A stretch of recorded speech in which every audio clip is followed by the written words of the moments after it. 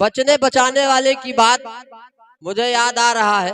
कीर्तन कलाकारों की जो कला होती है, कितना सुंदर आपने गाया। और इस समय वास्तव में कार्यक्रम बिल्कुल ऊंचाइयों को प्राप्त हो रहा है। तू बन जा लालना, बहुत सुंदर गीत आया। उसके बाद एक बहुत फास्ट धुन आपने गा दिया। हाँ, हम तो समझ नहीं पा रहे थे जो आपने धुन लिया है, इतनी फास्ट, बाप रे बाप। ये तो बिल्कुल गंगा गोमती एक्सप्रेस जैसे। रायबरेली रेलवे स्टेशन में एक महिला अपने बच्चे को, बच्चा बड़ा उपद्रव कर रहा था, महिला ने लड़के से कहा एक झापड़ मारूंगी तो लखनऊ में जाके गिरोगे। हम खड़े थे, हम कहा बहन जी हमको धीरे से मारो, हमको बछरावे तक जाना।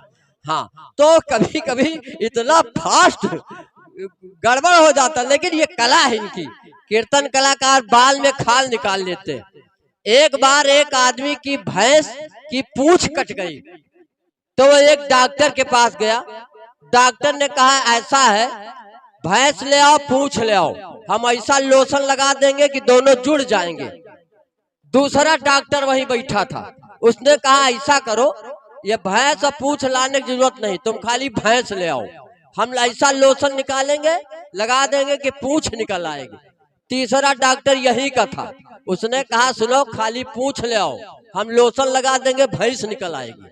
तो ये भारत देश, यहाँ पे ऐसी ऐसी अद्भुत क्षमताएं हैं कि लोग यहाँ का मुकाबला नहीं कर सकते, चाहे जो देश के लोग हों। हमारे भारतवर्ष की अद्भुत क्षमता। कहीं कहीं बहुत कीर्तन कलाकार लंबी कीर्तन गा जाते।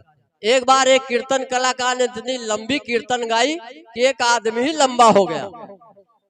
इतनी लंबी कीर्तन गा दिया कि एक आदमी बैठा था वो लंबा हो गया। तो उसके ऊपर मुकदमा चला कीर्तन कलाकार के ऊपर।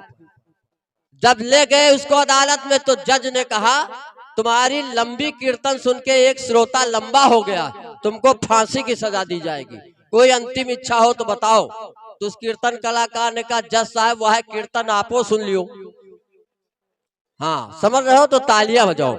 थोड़ा मस्ती में आइए और बहुत सुंदर सवाल जवाब। मैं भी ज्यादा टाइम नहीं लेना चाहता हूँ, क्योंकि अभी अनुज की ढोलक बहुत अच्छी बज रही। सभी कलाकार पूरी मेहनत कर रहे हैं, और जो काम ईमानदारी के साथ आदमी करता है वो काम वास्तव में सराहनीय होता है, और पूरी पब्लिक को उसमें आनंद आता है। कई कई धंधा करने वाले भी, उनका धंधा हर जगह नजर आता है। जैसे एक डॉक्टर की शादी हुई। अच्छा हाँ, हमारे भैरव भैया ने, हाँ, आलमपुर स्टेट के मालिक हैं, ये मालिक नहीं मैनेजर। तो इन्होंने हमको 250 रुपये का इनाम दिया है।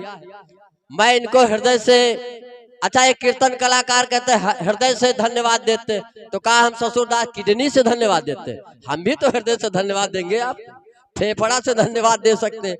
बहुत बहुत धन्यवाद देते हुए तो मैं बताता हूँ, जिसका जो धंधा होता है वो धंधे का काम करता है। एक डॉक्टर की शादी हुई, तो जब अपनी पत्नी के पास गया तो पत्नी से कहा कि मुंह खोलो, जीभ दिखाओ, न तुम्हारा जो हम बीपी चेक करेंगे। क्या नाम? आदरणीय श्री सजन अवस्थी जी सुंडासी, आपकी ओर से 51 मुद्राओं का इनाम आ रहा है, बहुत बहुत धन्यवाद देता हूँ। तो डॉक्टर ने पत्नी से कहा मुंह खोलो, जीभ दिखाओ। तो पत्नी ने कहा पहले घूंघट तो उठाओ, काम वो ऐसे खोल दे, कोई ताड़का वो थोड़े हम। एक सब्जी वाले की शादी हुई।